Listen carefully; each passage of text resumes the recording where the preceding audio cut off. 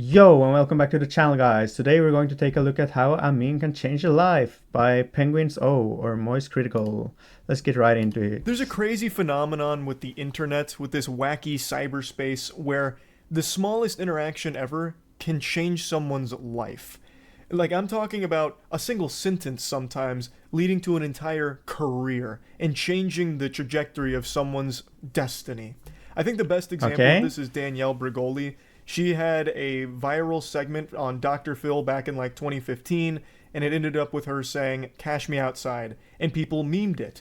Those memes became extremely popular. Thus, Danielle Bregoli became extremely popular, and now fast forward to today, she has a multi-million-dollar career that all started because of that meme. One sentence. It's just so interesting how something as small as that can lead to an entire career. But it's not a guarantee. This isn't like a formula everyone can follow. Even if you succeed at becoming a meme, you might not necessarily get like a long-lasting career from it. You might just get 15 minutes of fame. Right? This formula shits more often than it hits. Right. Another great example of that is there was a viral meme a couple years back with the "You're Breathtaking" guy, where at a video game conference, Keanu Reeves was on stage, the word breathtaking got used, and then someone in the audience shouted, "You're breathtaking," using advanced DARPA technology and the CIA's latest and greatest. People were able to identify the gamer. And the gamer tried to use this to his advantage to make a career out of it. So he started making content, and this became his entire branding as the "You're Breathtaking" guy. It was like his whole fucking catchphrase, like he was like Tony the Tiger with Frosted Flakes. It became a core part of his identity. He would just spam the word breathtaking, saying things like "stay breathtaking" and all of that. And unlike in Danielle Bregoli's case, people abandoned him. It didn't stick with him. People didn't continue to support it. He tried to ride that wave, but unfortunately the surfboard slipped out from under him and he just ate shit in the rip current. That's sad. He did not blow up like Danielle Bregoli did, despite doing pretty similar things in terms of trying to ride the meme. So it doesn't always work, but when it does, I find it to be extremely interesting. Right now we're witnessing someone else attempt a similar thing, where they've become a meme and now they have gone fucking elbow deep into that butthole here, putting all their eggs in that basket to try and ride that meme to a long-lasting multi-million-dollar career from it. I'm talking about the Tuah girl. What's one move in bed that makes a man go crazy every time? This girl. Oh, you gotta give him that Tuah and spit on that thing. You get me? Jeez. I don't get you. I think you got to demonstrate. Tuah and spit on it. Spit on it. I'm sure most of you watching this have seen this clip. Right now, the Tuah girl is more popular than Jesus Christ. More people know her name than their own parents' name at this point. She has blown up because of that clip right there. And really, it's an entertaining clip. I see why it became popular. I get it. You know, who doesn't want to giggle at someone saying, Tuah, spit on penis, you know, laughing at, like, you know, sloppy wiener spit, whatever. I get it. Like, it's not like I'm an old man shaking my fist on the lawn trying to figure out why shit's popular. I get it here. But this became so popular that it actually boggles my noodle a little bit. It blew up in such a way that I haven't really seen before, where almost immediately she was invited to like a Zach Bryan concert where she was on stage. That's crazy. She then started getting invites to every podcast that's ever been made. I imagine it was probably like that scene out of Harry Potter when the owls just kept shooting new letters to the front of the door. That's a good comparison, dude. For the Such a good comparison. So now she's been going on like the world tour of podcasts. She even mentioned on one of the podcasts that she's already quit her job. I've been dropped out of school for like a year or two. Okay, so this was like I don't quit my job. I said peace. So now is like you're gonna go to LA, you're gonna go to New York. Oh yeah. Do you think you see yourself like starting your own type of like show or podcast, or are you just gonna be like an internet personality? I think we're gonna do like a show, and then we're just gonna be like on a bunch of podcasts and everything else in between. Cool. So kind of just figuring out as you go. Oh yeah, there's more to come. Don't worry. There's more to come. It's so crazy. Yeah, we'll the see. The internet is insane. Your life changed overnight. It really did. Yeah. For sure. She quit that job so fast. It feels like the second her meme hit 1 million views, she just turned in her 2 weeks notice and said, "Fuck it, I'm out. Right. I'm a meme now. I'm better than this. You're beneath me." And she just walked right out the doors. And it's not that I don't respect the hustle here. Like, I get it. Like, in life, you're only given so many opportunities to try and make, like, the dream career happen for you. And this is definitely a gateway. Like, it certainly could be. True. But man, she is fucking speedrunning the entire online content creator roadmap here. The only thing she's missing right now is making a dog shit rap song, which I do think is probably only a month or so away. You'll notice that in that interview, she said we instead of just referring to herself alone. Right. And that's because she's already got a team behind her. This isn't some kind of Gollum and Schmeagol situation where she's referring to herself as we. She already has people around her working on making a whole career out of this. That is just so fascinating to me that all of a sudden, overnight, with a single sentence, she is now already going down this path in life to try and make it work. And it might work, it might not. Maybe it fumbles, maybe it flops, maybe it pops. There's no real way to know for sure. But I do want to pop a finger in my butt and pretend to be Nostradamus here for a second. I'm going to make a prediction. She's going to release a rap song in the next month.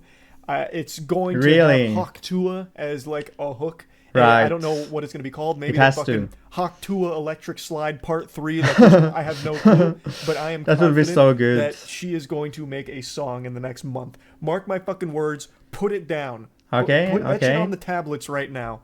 I'm going to look like a prophet here, even though I feel like most people are probably predicting the same thing. Because she's right now going through that stage where every creator does, where they start doing podcasts, they start talking about making shows. I don't know what kind of show she's going to try and make out of just that one single sentence. Like, that seems like a really hard thing to turn into a show. Maybe? Who knows? I'm very curious to see what that's about, but she's already getting the full content creator experience because she's already found herself in 2 controversies. So the first one was actually with politics. So on that podcast, she got asked a question about who she would spit on the dick for, like who she would hawk Tuah on, basically. And one of the people that she was asked if she would basically suck the cock of was Donald Trump. This is what she said. Jeez. I have a game that I want to play with you guys. What is that? Makes me It's, nervous. no, it's not that scary, I promise. It's called Huck Tuah or Nah. And you tell me if you want to Huck Tuah on that thing or no. Okay. Okay. Jesus. I think you might. Are you into like older guys? For sure. Okay. Oh, yeah. Fuck, my phone's not loading. Donald Trump. No, absolutely not. No. It's a no from me. Okay, it's no. In a shock to absolutely no one, this created a bit of a shitstorm for the Jesus. Hawk Tuah girl because they viewed it as very disrespectful to Donald Trump. Huh? So because she said that she wouldn't gargle his fucking meat, Jeez. they thought that this was like an unforgivable sin. There were tweets going on about how disappointed they were that the Hawk Tuah girl Really? turned out to be a wokie. That's and crazy. shit like that. There are That's other crazy. tweets that splice this up a little more nefariously, where they cut off the part about it being about blowjobs and basically saying Donald Trump, and then it cut to her saying no. So it cut out all of the context, which then deceived people even further, where they're like, "Oh, okay, what the fuck is that? Wait, okay, this is disgusting." They thought they had us. They really thought we were gonna fall for the Hawk Tuah girl, but we knew this whole time this was all a play from the skibbity Biden camp to fucking Jeez. brainwash us and fool us all. We knew we couldn't trust the Hawk Tuah girl, which then led to her second controversy, where a lot of people are claiming she's an industry plant because she got so big so quick. Right. And that clip, that little section there, got taken in so many different ways that they think that this is some kind of political push, and that's what her whole motive is behind being as big as she is now. I don't all think it's artificial that deep, to dude. promote Donald Trump's opponent, Mr. Biden. Mr. Biden. But you know what I mean. To promote Joseph over there. And so basically, they're now accusing her of being an industry plant. Now, industry plants are a real thing. That's not a conspiracy. There are actual industry plants in a lot of different places. That is Like- a legitimate thing. In her case, I personally don't think so. This really seems like a classic internet case of latching onto something really silly, and the person that was responsible for making the silly thing happen is trying to capitalize off of that 15 minutes of fame and trying to make something from it. So she's doing, and her team is doing everything they can to keep her in like the mainstream consciousness, because in Right. the current climate of the cyberspace, it is a complete uphill battle to stay on the tip of people's tongues because Right. everything changes so quickly. People don't even remember what was talked about 3 hours ago. Everything moves at a Right. breakneck pace. It's cutthroat. So they know that. She knows that. So she's going on podcasts, going on stage, really trying to keep the Hawk Tuah alive, just putting fire, more wood on the fire to keep it burning.